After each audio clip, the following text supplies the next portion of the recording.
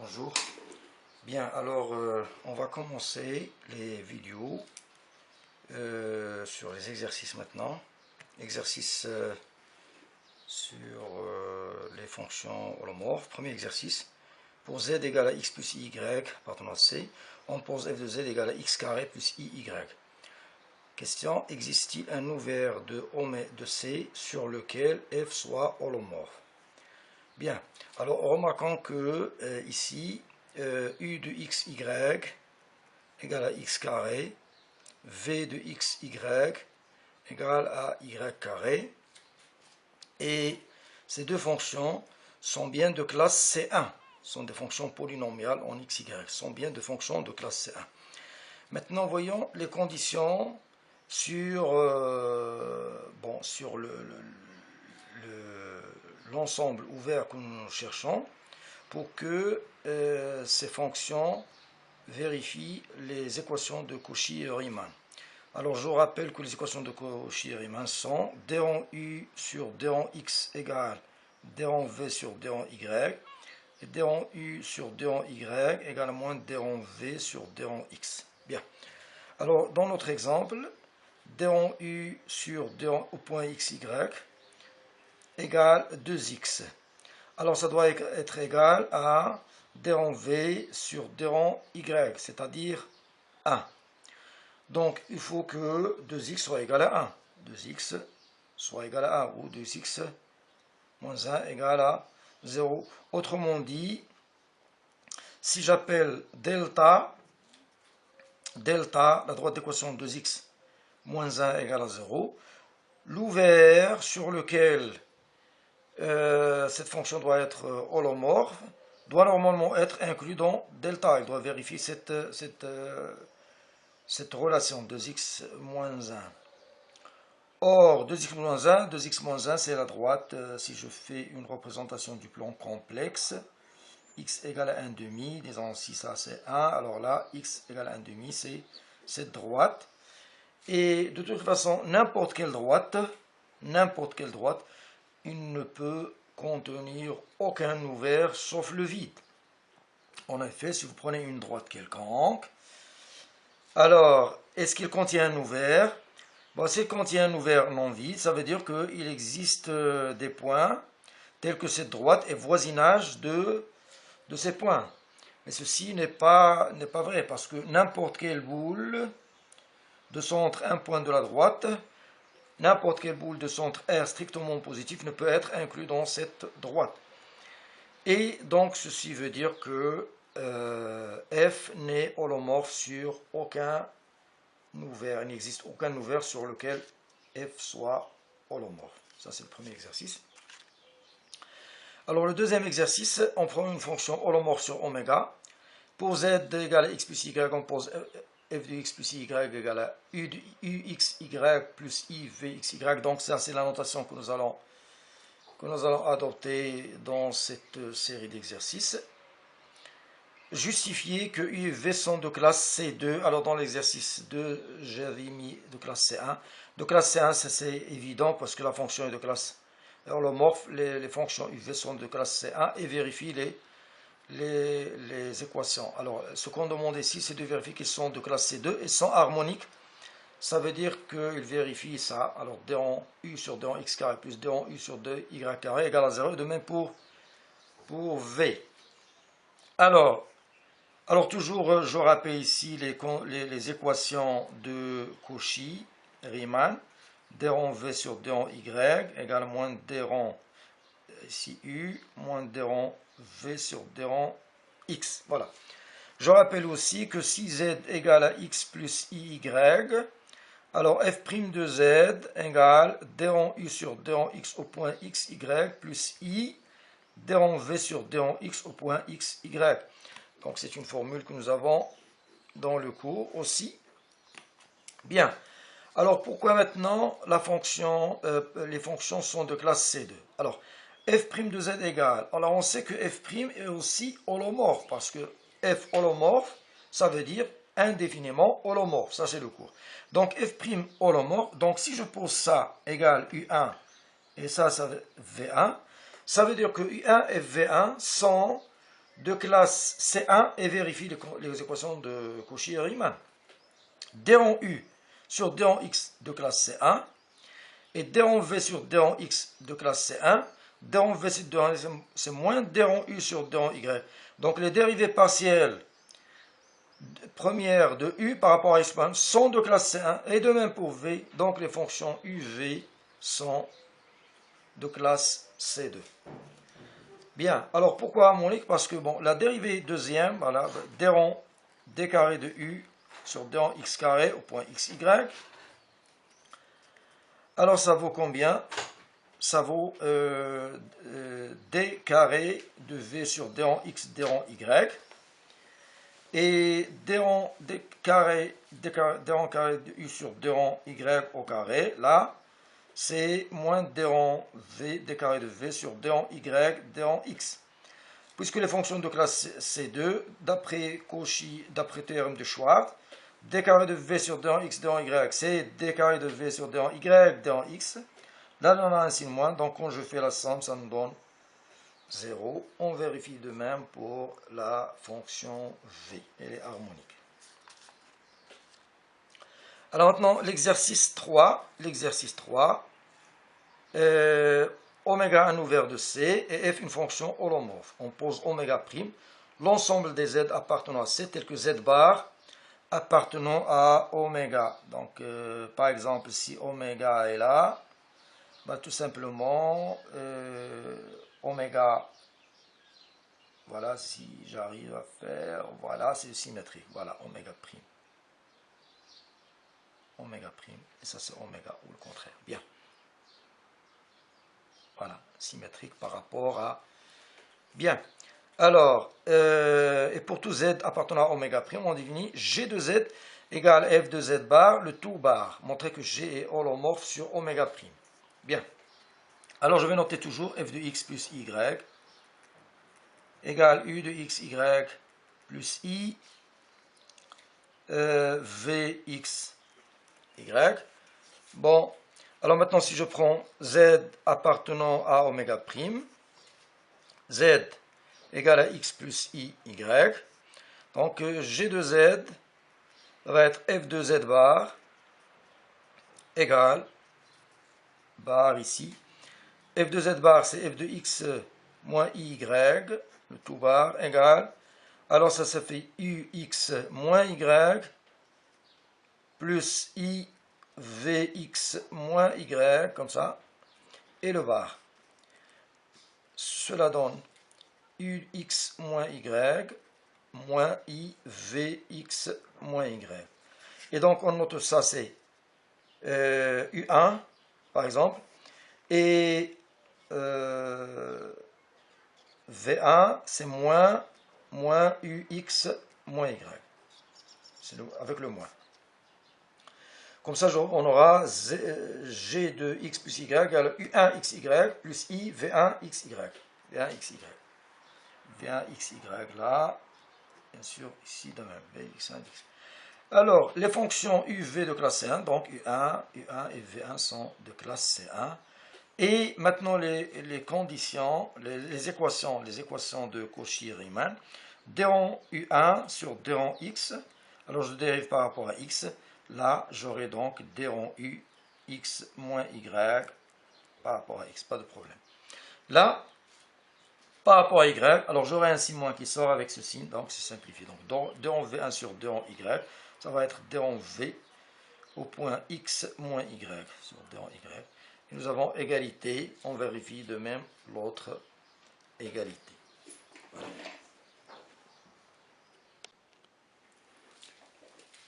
Bien, bonjour. Alors, maintenant, l'exercice 4.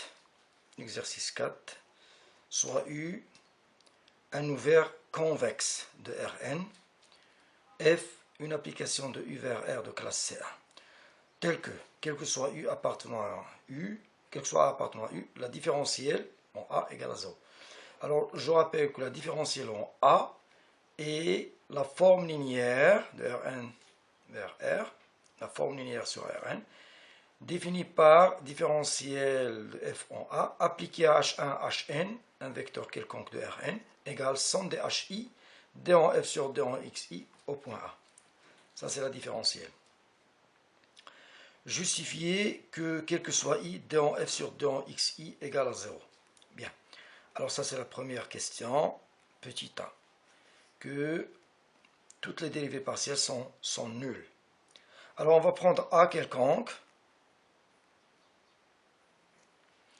Et on va démontrer que d en f sur d en xi égale à 0. D en f sur d en xi au point A égale à 0. Pour tout i. Alors remarquons que la différentielle est nulle, la forme linéaire est nulle. Ça veut dire que pour tout h1, hn, hi dans Rn, on a cette quantité égale à 0. Somme hi d en f sur d en xi au point A égale à 0. I égale à 1 à n. Alors ça, n'est autre que le vecteur hi scalaire, le vecteur d en f sur d en xi au point A. Produit scalaire canonique, égal à 0. Ceci, quel que soit hi, ça veut dire que le vecteur d en f sur d en xi au point A, ce vecteur, il est orthogonal à Rn. Mais l'orthogonal de E, c'est 0. Ça veut dire que le vecteur égale à 0, donc quel que soit i, d en f sur d en xi a égale à 0. A est arbitraire, donc d en f sur d en xi est la fonction nulle. Première question. Alors la deuxième question, petit b. En prenant deux éléments de u et en considérant la fonction g de t égale à f de ta plus 1 moins tb, définie sur le segment 0,1. C'est une fonction réelle parce que f de quelque chose c'est dans R et le t là c'est réel, donc c'est une fonction réelle de la variable réelle. Alors, montrer que f, en considérant cette fonction, montrer que f est constant. Montrer que f est constant. Alors on a f est de classe C1 et la fonction qui fait correspondre à t, ta plus 1 moins tb, qui est égal, on peut le voir, si on appelle a égale ai égale à a et bi égale à b, donc nous aurons ici ta1 plus 1 moins tb1. Bon, c'est le vecteur de toutes les façons, voilà, comme ça, 1. Voilà, c'est ce vecteur. Bien, l'application qui fait correspondre à t, ta plus 1 moins t, est dérivable. C'est une fonction définie sur 0,1 à valeur dont Rn. A ou B sont des éléments de Rn, t, 1 moins t sont des scalaires, des réels. Elle est dérivable, et f, on vient de dire qu'il est de classe C1, donc G est dérivable, d'après le cours, voire calcul différentiel, et G' de t égale, alors G' de t, alors ça fait G de t, je le réécris ici, c'est F2, t A1 plus 1 moins t B1, etc. jusqu'au dernier, t AN plus 1 moins t BN. Donc, G', c'est la dérivée par rapport à x de f multiplié par, je dérive ici par rapport à t, ça fait A1 moins B1 d en f sur d en x au point, je le renote comme ça, noter comme ça pour simplifier, voilà, plus le deuxième A2 moins B2, A2 moins B2 c'est la même chose, donc plus AN moins BN pour ne pas faire d'erreur, XN par rapport à X1 ici, par rapport à XN au point TA plus 1 moins TB, voilà c'est la dérivée. Alors puisque les dérivées partielles sont nulles, donc cette fonction est nulle, donc G' est nul. G' est nul sur un intervalle, elle est dérivable et s'annule sur un intervalle, c'est l'intervalle 0, donc G égale constante, c'est une constante. Et donc G de 0 en particulier, G de 1. Alors G de 0 c'est quoi? C'est f de B. G de 1 c'est f de A. Alors nous avons pris A et B quelconque, arbitraire, Nous avons démontré que f de A égale à f de B, donc f est constante. Si on traîne que f égale à constante. Bien. Alors maintenant, question 2. Alors dans la question 2, on se donne oméga un ouvert convexe de C et f une fonction holomorphe. On pose toujours f de x plus y égale à u de xy plus i v de xy. Montrer que les propositions suivantes sont équivalentes. Alors on a 5. A, B, C, D, E. F constante, U constante, V constante, F bar holomorphe, module de F constante. Bien. Alors on va faire A implique B. Si F est constante, U est constante. Ça c'est clair. OK. C'est évident. B implique C. Si U est constante, pourquoi V est constante? Alors, je rappelle que nous avons d en U sur d en X, équation de Cauchy-Riemann, égale à d en V sur d en Y, et d en U sur d en Y égale à moins d en V sur d en X. Alors, si U est constante, ça veut dire que si U est constante, alors je suppose B, U constante, donc d en U et d en V, d en U sur d en X et d en U sur d en Y sont nuls. Donc les dérivées partielles de V par rapport à x par rapport à 1 sont nulles, c'est-à-dire la différentielle est nulle. Et ceci veut dire, d'après la première question, que V égale à constante. Bien. Maintenant, C implique